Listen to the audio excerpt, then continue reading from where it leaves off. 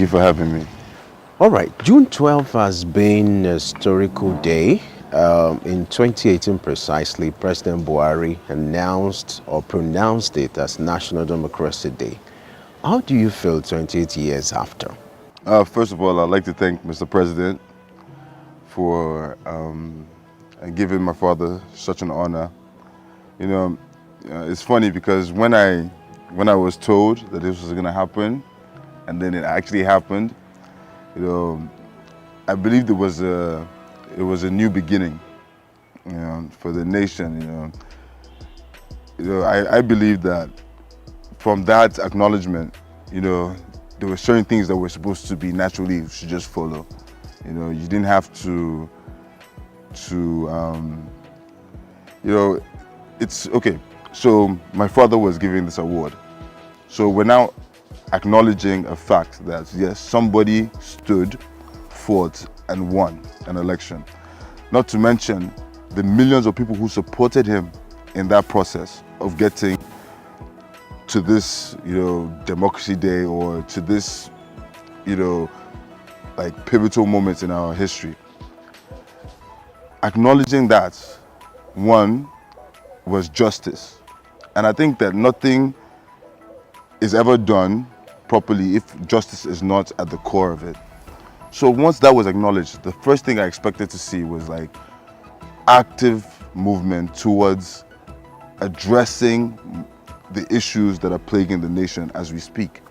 You know, my father did not mince his words when he ran in 1983. He said farewell to poverty. Now, everywhere I look across this great land, it's not something that I believe my father will be pleased about. So when I received the knowledge or the information of this happening, I was excited because I believed that this was going to open up new venues for a nation to actually progress. Now let's go memory lane. Can you recall where you were June 12, 1993 and some of the events that happened preceding the election and even after the election? Well, June 12, 1993, I was still in about 6, going on 7. And I was aware of my surroundings, but maybe not necessarily, I didn't capture or understand the magnitude of what it was. But I was aware that something epic was going to happen, something that had the ability to shift the tide.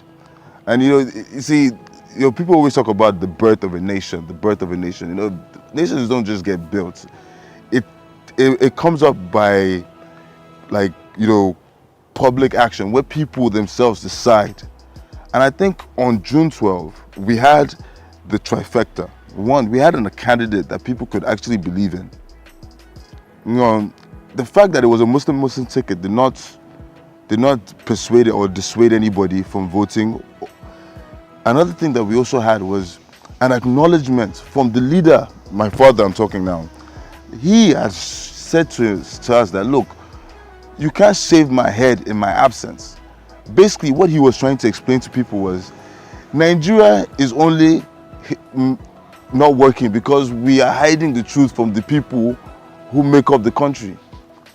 He made a statement saying that NNPC's daily bunkering, whatever they lift out of the ground every day will be published. You see, these statements, they was probably sending shivers down the halls that be. We all know where these halls are. But what I'm just trying to say is that Nigeria can only be better when we tell each other the truth. We can't sit here and act like everything is working or everything is going well. So yes, I was pleased when Buhari won in the first term, when he won, because I believe that there was a lot of corruption going on in the nation. So what I was expecting from Buhari was to tackle this insecurity and corruption head on. We need public displays of these things. We need people who have gone wrong to face the law and be prosecuted in the full glare of the public. People need to see this. That is the only way we can deter others from doing the same. But in a situation where we have, a case will start on Monday, by Wednesday we don't even know what is happening with the case, Then Friday comes and there was no even case to begin with. So you're wondering, were you there on Monday or was so it becomes a little bit. I'm pleased that my father was acknowledged, but what I'm not pleased about is that it's like you just acknowledge the man and you don't take in any of his inputs. He made some tangent decisions in 1993 that I believe if we actually restructure, we can take these ideas that he might have had then and try to bring it back into the light today. Because today what we find is we have a constitution that was not ours to begin with. We have people doing things that they don't even know, because the constitution is silent. The constitution is duplicating roles between different ministries. You don't even know who is even in charge of what anymore. You know, for me, I believe that if we can, as a nation, decide on a new constitution, it can only lead us to greatness.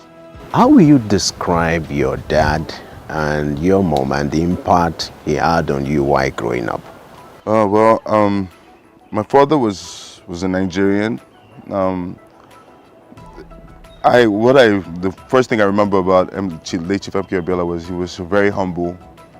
You know, I grew up in like I would say with 2 gold spoons, and even like everything was gold. I grew up with everything I would ever wanted as a kid. And it was funny because I, at the time, could see people not exactly having a good time, but they'll come seeking support from my father. And they didn't leave, even if my father had given them support, they still left with so much, you know, humility for my father. They still loved him so much because he didn't make them feel less than for requesting for help. I think now in Nigeria, it's like people who actually seek for help are being seen as maybe, you know, beggars or maybe they're not worthy, which I think it's a misnomer. It's not that. I think it's even actually the strongest persons are the ones who actually open up and say, can I get help? If you're asking for help, it's because you want to better yourself, and nobody should be faulted for trying to better themselves. So my father gave you the impression that, look, you came to ask him for whatever it was. He will give you what you asked for. And when you said, sir, I will bring back this money for you, my father said, no, please do for somebody else. My father realized that Nigeria at the time when he was probably alive, was probably 100 million people. If he couldn't help all 100 million, but if he could help the ones he could, and those helped other people, before you know it, will cover the whole Nigeria. So I think my father was a united figure, and he wanted the unity of Nigeria as a whole.